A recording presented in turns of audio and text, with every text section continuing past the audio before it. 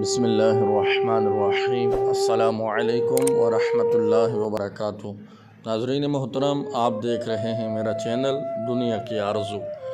حضور غوث اعظم حضرت سیدنا شیخ عبد القادر جیلانی رضی اللہ تعالی عنہ ایک دفعہ سیرت مصطفیٰ صلی اللہ علیہ وسلم پر بیان فرما رہے تھے کہ ایک عیسائی پادری بولا، ہمارے نبی حضرت عیسیٰ علیہ السلام کو آپ رضی اللہ تعالیٰ عنہ کے نبی محمد مصطفیٰ صلی اللہ علیہ وسلم اور اصحاب پر برتری حاصل ہے، کیونکہ ہمارے نبی حضرت عیسیٰ علیہ نبینا علیہ السلام نے مردے زندہ کیے، لیکن آپ رضی اللہ تعالیٰ عنہ کے نبی محمد مصطفیٰ صلی اللہ علیہ وسلم نے کوئی مردہ زندہ نہیں کیا۔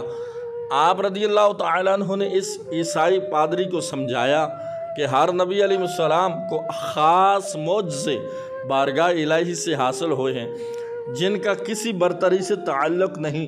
اب نجات کا راستہ محض صرف اسلام ہی ہے، لیکن وہ عیسائی پادری نہ مانا۔ آخر حضور غوث اعظم حضرت سیدنا شیخ عبد القادر جیلانی رضی اللہ تعالیٰ عنہ کو جلال آ گیا۔ حضور غوث اعظم رضی اللہ تعالیٰ عنہ نے فرمایا، میں نبی نہیں لیکن اس نبی صلی اللہ علیہ وسلم کی آل سے ہوں، تم مجھے اپنے کسی عزیز کی قبر پر لے چلو۔ وہ عیسائی پادری حضور غوث اعظم حضرت سیدنا شیخ عبد القادر جیلانی رضی اللہ تعالیٰ عنہ کو اپنے باپ کی قبر پر لے گیا۔ حضور غوث اعظم حضرت سیدنا شیخ عبد القادر جیلانی نے قبر کی طرف اشارہ کیا اور فرمایا، قم باذن اللہ، اللہ کے حکم سے اٹھ۔